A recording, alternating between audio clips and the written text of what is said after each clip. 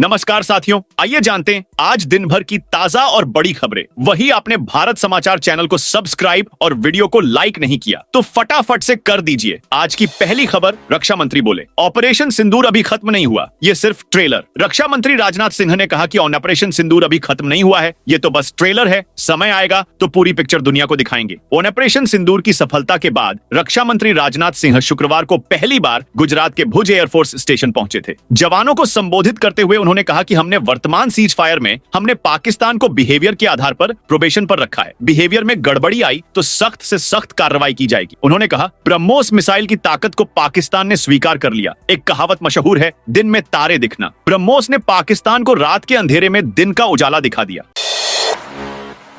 आतंक का समर्थन बंद किए बिना नहीं बहेगी सिंधु की धारा। भारत के लाख समझाने के बावजूद भी पाकिस्तान ने आतंक और आतंकियों का समर्थन करना नहीं छोड़ा, जिसके बाद भारत सरकार ने भी इस मामले में सख्त कार्रवाई करते हुए सिंधु जल संधि पर रोक लगाने के अपने फैसले को बरकरार रखा। मामले में शुक्रवार को केंद्र सरकार ने स्पष्ट किया है कि जब तक पाकिस्तान सीमा पार आतंकवाद को पूरी तरह और विश्वसनीय रूप से नहीं छोड़ता, तब तक सिंधु जल संधि निलंबित रहेगी।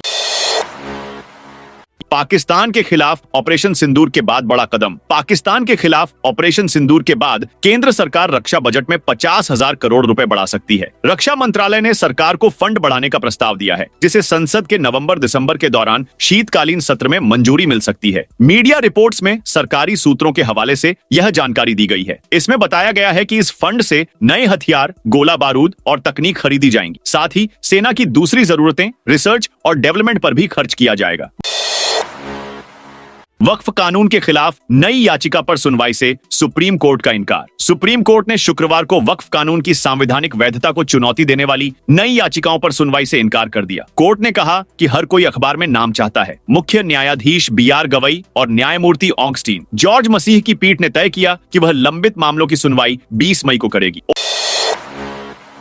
ऑपरेशन सिंदूर पर दुनिया को ब्रीफ करेंगे भारतीय सांसद पाकिस्तान के खिलाफ। ऑपरेशन सिंदूर पर भारत के सांसद दुनिया को ब्रीफ करेंगे। केंद्र सरकार सभी दलों के चुनिंदा सांसदों को 22 मई से 10 दिनों के लिए विदेश दौरे पर भेज रही है। ये सांसद अमेरिका, UK, दक्षिण अफ्रीका, कतर और UAE जाएंगे। वहां की सरकार को आतंकवाद पर भारत का पक्ष बताएंगे। न्यूज एजेंसी PTI ने सूत्रों के हवाले से बताया कि विदेश दौरे पर जाने वाले सांसदों की संख्या का अभी पता नहीं चला है। हालांकि कुछ नेताओं ने बताया है कि सांसदों की संख्या 30 से ज्यादा हो सकती है। इनमें Bhajpa, Congress, TMC, JDU, DMK, NCP, BJD, CPI के सांसदों के शामिल होने की संभावना है।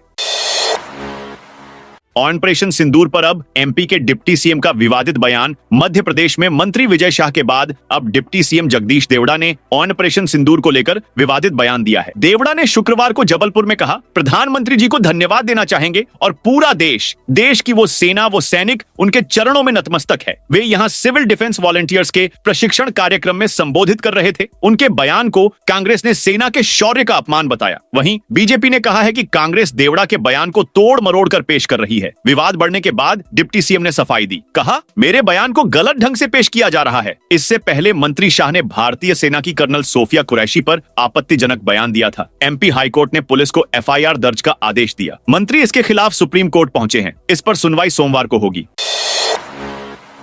PM मोदी देने जा रहे शशि थरूर को बड़ी जिम्मेदारी। संयुक्त राष्ट्र संघ में सेवा दे चुके कांग्रेस सांसद शशि थरूर को केंद्र की नरेंद्र मोदी सरकार बड़ी जिम्मेदारी सौंपने की तैयारी में है। हाल ही में हुए ऑपरेशन सिंदूर पर दिए गए अपने बयानों को लेकर शशि थरूर काफी चर्चा में हैं। उनकी कई टिप्पणियां पार्टी से लाइन से हट कर रही। अब सरकार उनको एक अहम जिम्मेदारी देने जा रही है। हालांकि अभी तक केंद्र के ऑफर थरूर ने कोई हामी नहीं भरी है। केंद्र सरकार आतंकवाद पर पाकिस्तान दुनिया भर में एक्सपोज करने की योजना बना रही है। इसके लिए सरकार प्रतिनिधि मंडल बनाने जा रही है, जिसका नेतृत्व सरकार शशि थरूर को सौंपना चाहती है। इसकी वजह उनका विदेश संयुक्त राष्ट्र का अनुभव और वाकपटुता बताई जा रही है। भारत के 29 राज्यों में आंधी बारिश का अलर्ट मौसम विभाग ने आज शुक्रवार को 29 राज्यों में आंधी, तूफान और बारिश का अलर्ट जारी किया है। इन राज्यों में मध्य प्रदेश, उत्तर प्रदेश, राजस्थान, बिहार, हरियाणा, पंजाब भी शामिल हैं। मध्य प्रदेश के 21 जिलों में आंधी बारिश की चेतावनी है। बाकी जिलों में हीट वेव के आसार हैं। बिहार में पटना समेत 24 जिलों में हीट वेव का येलो अलर्ट है। 14 जिलों में बारिश की संभावना है। राजस्थान के 6 जिलों में गुरुवार को अधिक अधिकतम तापमान 44 डिग्री सेल्सियस पार पहुंच गया। श्रीगंगानगर में सीजन का सबसे ज्यादा तापमान 45.8 डिग्री सेल्सियस दर्ज किया गया। राज्य के 11 जिलों में कल बारिश का अलर्ट है। बीकानेर, श्रीगंगानगर में लू की चेतावनी है। पश्चिम बंगाल के नादिया और जलपाईगुड़ी में बिजली गिरने से 3 लोगों की मौत और 5 लोग झुलस गए। बारिश से बचने के लिए ये लोग पेड़ के नीचे खड़े थे, तभी बिजली गिरी। वहीं झारखंड के चाईबासा में गुरुवार को बिजली की चपेट में आने से एक सीआरपीएफ जवान की मौत हो गई। 22 मई को बीकानेर आएंगे पीएम मोदी। प्रधानमंत्री देशनौक से अमृत भारत स्टेशन योजना के तहत देश भर में तैयार किए गए आधुनिक रेलवे स्टेशनों का डिजिटल माध्यम से लोकार्पण करेंगे। इस दौरान प्रधानमंत्री आमजन को भी संबोधित करेंगे। प्रधानमंत्री के साथ मुख्यमंत्री भजनलाल शर्मा और केंद्रीय रेल मंत्री अश्विनी वैष्णव भी मौजूद रहेंगे। कार्यक्रम को लेकर प्रशासनिक स्तर पर तैयारियां तेज कर दी गई हैं। इससे पहले 17 मई को केंद्रीय कानून मंत्री अर्जुन राम मेघवाल सहित केंद्र और राज्य सरकार के कई मंत्री बीकानेर पहुंचेंगे और कार्यक्रम की रूपरेखा को अंतिम रूप देंगे। एस जयशंकर ने पहली बार तालिबान सरकार से बात की। विदेश मंत्री एस जयशंकर ने गुरुवार रात अफगानिस्तान के कार्यवाहक विदेश मंत्री मावलवी आमिर खान मुत्ताकी से फोन पर बातचीत की। जयशंकर ने पहलगाम आतंकी हमले की निंदा करने के लिए मुत्ताकी को शुक्रिया कहा। अफगानिस्तान ने पाकिस्तान के उन आरोपों को खारिज कर दिया था जिनमें कहा गया था कि भारतीय मिसाइलों ने अफगानिस्तान को टारगेट किया। जयशंकर ने इस बात के लिए भी अफगान सरकार का शुक्रिया किया। यह भारत और अफगानिस्तान की तालिबान सरकार के बीच मंत्री स्तर की पहली बातचीत थी। जयशंकर ने कहा कि भारत और अफगान लोगों के बीच जो पुराना दोस्ताना रिश्ता है उसे दोहराया गया और भविष्य में इसे कैसे आगे बढ़ाया जाए इस पर बातचीत हुई। बड़गाम में आतंकियों के 3 मददगार गिरफ्तार। कश्मीर के बड़गाम में आतंकियों के 3 मददगारों को गिरफ्तार किया गया है। ये तीनों लश्कर-ए-तैयबा के लिए काम करते थे। ये लोग इलाके में टेरर एक्टिविटीज में शामिल थे और युवाओं को आतंकवाद की तरफ मोड़ते थे। इससे पहले जम्मू कश्मीर में पिछले 3 दिनों में हुए 2 एनकाउंटर में 6 आतंकवादी ढेर किए गए। सेना पुलिस ने शुक्रवार को ज्वाइंट प्रेस कॉन्फ्रेंस में बताया कि कश्मीर में आतंकवाद के खिलाफ ऑपरेशन जारी है। त्राल और शोपियां में 2 एनकाउंटर में आतंकी मारे गए। एक ऑपरेशन ऊंचे पहाड़ी इलाकों में हुआ, एक ऑपरेशन गांव में हुआ। सुरक्षा बलों ने सावधानी से दोनों जगह टेररिस्ट को मारा। गुजरात में सूदखोरों के खिलाफ गुजरात सरकार सख्त कार्रवाई की तैयारी की रही है। अब ब्याजखोरों की संपत्ति जब्त कर नीलाम की जाएगी। नीलामी के पैसों से पीड़ितों की आर्थिक मदद की जाएगी। सूरत के डुमस में एक सड़क के उद्घाटन के दौरान गृह राज्य मंत्री हर्ष संघवी ने यह बात कही। उन्होंने आगे कहा कि देश के इतिहास में शायद यह पहली बार हो रहा है कि सूदखोरों के खिलाफ अपराध दर्ज किया गया है। अपराध के बाद आरोप तय किए जा रहे हैं और ब्याज सहित अर्जित संपत्ति जब्त की जा रही है और आने वाले दिनों में इस जब्त संपत्ति की नीलामी कर उससे प्राप्त धनराशि को राज्य के नागरिकों के हित में उपयोग करने की व्यवस्था की जाएगी। हरियाणा के डिप्टी स्पीकर ने एसडीओ को जमीन पर बैठाया बिना नोटिस दुकानें तोड़ी थीं। हरियाणा के जींद में deputy speaker doctor Krishna Middha ने दुकानदारों का सामान तोड़ने पर हरियाणा शहरी विकास प्राधिकरण के एसडीओ को जमकर हड़काया। उन्होंने एसडीओ को बाजू से पकड़कर मार्केट में घुमाया। इसके बाद कहा, दादागिरी दिखाने का शौक है क्या तेरे को? एचआईएसवीपी के नालायक अधिकारियों की वजह से ही गरीब की दुकानें टूटी हैं। उन्होंने अधिकारी को जमीन पर बैठाया और कहा कि बिना नोटिस दिए इस तरह की कार्रवाई गलत है। अतिक्रमण हटाने की कार्रवाई से पहले नोटिस दिया जाना चाहिए। भविष्य में अगर बगैर नोटिस के किसी भी गरीब की दुकान या वैकल्पिक व्यवस्था को उजाड़ा तो कड़ी कार्रवाई की जाएगी। डिप्टी स्पीकर ने कहा कि बुधवार को जिस समय ये कार्रवाई की गई तब वे यहां नहीं थे, नहीं तो जिम्मेदार अधिकारियों को अंजाम भुगतना पड़ता। राजस्थान में कांस्टेबल के 9,617 पदों पर भर्ती। राजस्थान पुलिस में कांस्टेबल के 9,000 से ज्यादा पदों पर भर्ती निकली है। इस भर्ती के लिए आवेदन की आखिरी तारीख 17 मई तय की गई है। उम्मीदवार ऑफिशियल वेबसाइट पर जाकर अप्लाई कर सकते हैं। एजुकेशनल क्वालिफिकेशन यह होगी जिसमें मान्यता प्राप्त बोर्ड से 12वीं पास होना जरूरी है। वही राजस्थान 12वीं लेवल सीटी परीक्षा पास होना चाहिए। Vijay Shah case supreme court में अगली सुनवाई 19 मई को होगी। मध्य प्रदेश के मंत्री विजय शाह द्वारा कर्नल सोफिया कुरैशी पर आपत्तिजनक टिप्पणी मामले में सुप्रीम कोर्ट ने सुनवाई 19 मई तक स्थगित कर दी है। शाह ने मध्य प्रदेश हाई कोर्ट के उस फैसले को चुनौती दी है जिसमें उन पर एफआईआर दर्ज करने का आदेश दिया गया था। वहीं कांग्रेस सांसद प्रियंका गांधी ने एक्स पर लिखा, पहले मध्य प्रदेश के एक मंत्री ने महिला सैनिकों पर अभद्र टिप्पणी की और अब उनके उप मुख्यमंत्री ने सेना का घोर अपमान किया है। बीजेपी अपने नेताओं पर कार्रवाई करने की जगह उन्हें बचाने में पूरा जोर लगा रही है। वह ऐसा करके हमारी सेना और देशवासियों को क्या संदेश देना चाहती है?